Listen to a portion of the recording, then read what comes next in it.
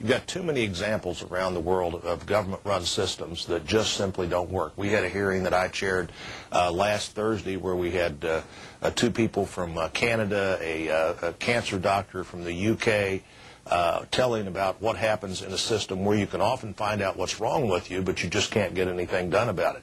I think it was Jay Leno that said the people who should be the most concerned about us nationalizing health care would be the Canadians, because where would they go for their health care? And so this is not wanting to make something work better. In fact, I think our ideas of more competition, more choices for individuals, access to some large pool out there that gives you an option even beyond the insurance you have at work. You mentioned federal employees. You know, federal employees are in a private system. They have lots of choices. They pay money for those choices, but they have choices. You can pay quite a bit of money and have a I hate to use that's the only term I can think of, a Blue Cross, Blue Shield kind of policy that covers almost everything, or you can pay not very much money and have a health savings account. And in terms of, and that's the kind of system they're in.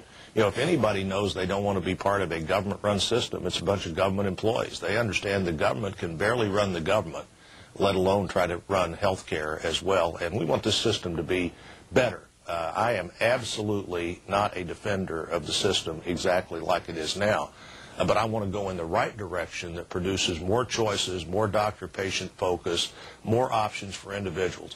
Remember, competition plus choice equals quality and price, and that's the system we need to try to find instead of the government-run health care equals some sort of standing in line and some sort of rationing in every single country that has it.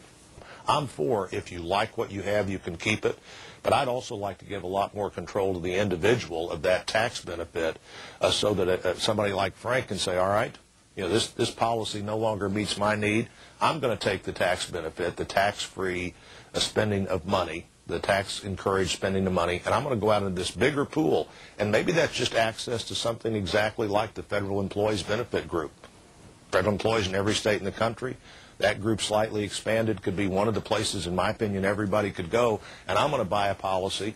And if you don't hold pre-existing conditions against people, you could constantly be out there shopping for what works best for you rather than be captive to a specific insurance line or after work not have access to insurance at all except through COBRA.